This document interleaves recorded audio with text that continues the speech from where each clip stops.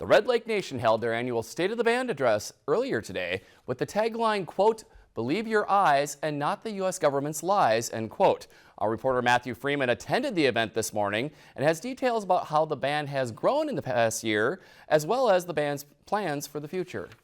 In the beginning weeks of President Donald Trump's second term in office, he initiated significant cuts or freezes to federal funding for tribal nations funded under the Inflation Reduction Act. For Red Lake Nation, those dollars help fund several programs within the reservation, including the Bureau of Indian Affairs, Education, and Health Services. Red Lake Tribal Chairman Darrell Seekey Sr. believes these funds are the nation's right under the 1889 treaty signed by Congress. Trump overruled Congress. It remains uncertain if and when any of these grants will be restored. This is what the government promised us, but it's ours broken promises. It continues to this day.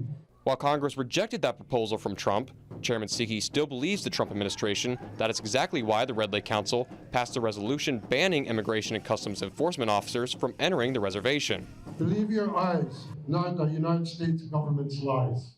Red Lake claims that due to federal political tensions, they have seen a significant decline in Canadian visitors to the band's 3 casinos. At one point, we saw Canadian trips decrease 65% from the previous year. Despite the drop of visitors from across the border, Seven Clans Casino actually reported a slight increase in revenue through 2025.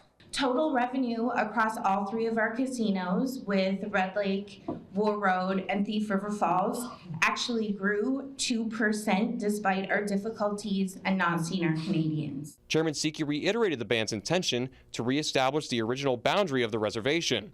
Seekey claims that 30% of the east boundary of Upper Red Lake was unlawfully taken by the U.S. in 1889. Seekey first announced their intentions back in 2023, but has seen little help with their mission from the state. This unsolved injustice continues to affect governance, authority, natural resource management, and the health of both Upper and Lower Red Lakes. Several tribal leaders spoke during the State of the Band address, most ending their speeches with calls for unity between all band members to stand against the federal government, something the band is no stranger to. We have always stood strong against the federal government. We will never cede control of this land, and our people will never stop living our way of life. We will continue to speak our language. We will continue to practice our ceremonies, because this is what makes us Anishinaabe from Red Lake. Reporting in Red Lake, I'm Matthew Freeman, Lakeland News.